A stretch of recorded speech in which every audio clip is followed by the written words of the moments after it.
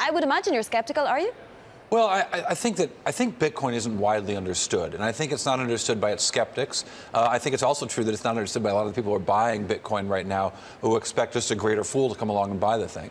But I think that, when we look at financial bubbles and we look at financial instruments, we've got to actually appreciate the differences to see what we're talking about. And in tulip mania, I sometimes get assigned these things because I'm of Dutch descent, and somehow I'm supposed to know something about tulip mania in the 17th century. Okay. But the tulip mania in the 17th century wasn't just about bidding for tulips. It was about bidding for a particular type of bulb. And the ultimate height of that bubble was about a specific bulb that was expressing a white streak going up the side of it, or the expectation that this bulb would do that. And that was such a rarity, such a rare genetic deformity in this tulip bidding that it led to these insane prices, the peak of that bubble. I think understanding what Bitcoin is starts to get people excited to get the bubble going, but I think it's a useful thing for people to start to figure out if they're bidding on Bitcoin or if they're making statements criticizing Bitcoin when they don't really understand it.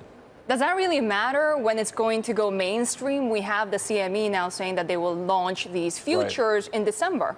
I mean, CME launching futures could actually help support the price, because what it would mean is that it would allow for the ability of short selling, and people who would be short these CME products could suddenly be short Bitcoin, which, contrary to popular opinion, doesn't drive down share prices, but what it provides is a floor when the people covering shorts and an equity or a security falls in value, shorts can come in and buy those things. So the CMA, if the CMA can figure out how to do these contracts, it actually could provide certainly more stability for Bitcoin trading, but also covers for shorts. How much do analyst calls actually sort of push the price higher when there's an outlandish call? And not just analysts. I mean, we saw the $10,000 figure named the other day, and suddenly we passed 10,000. Blow right now through we're 10,000. saying 50,000. Sure, someone can throw a number out there. There are crazy numbers that will be thrown out. I think it's hard to understand what the intrinsic value of Bitcoin might be, and there is certainly intrinsic value. It is a potentially very useful expression of currency and a way to move money that reduces a lot of the friction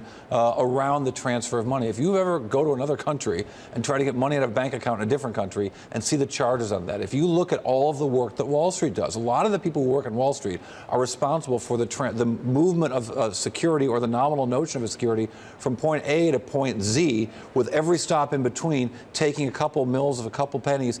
Those kinds of functions disappearing from a currency market are very attractive when you start to understand how currency actually functions and how money actually moves in our economy, and that's what makes Bitcoin so interesting. Yeah, and especially if it starts acting like a safe haven as well, right? Well, and that's when you get into your greater fool theory, and that's when you get into Warren Buffett calculating that all the value of all the farmland in the U.S. is less than the value of all the known gold in the world. And isn't that crazy, because farmland's productive and gold isn't? It is also true of Bitcoin here, but obviously people are bidding on this with some notion that it has value, but perhaps an inability to calculate that intrinsic value.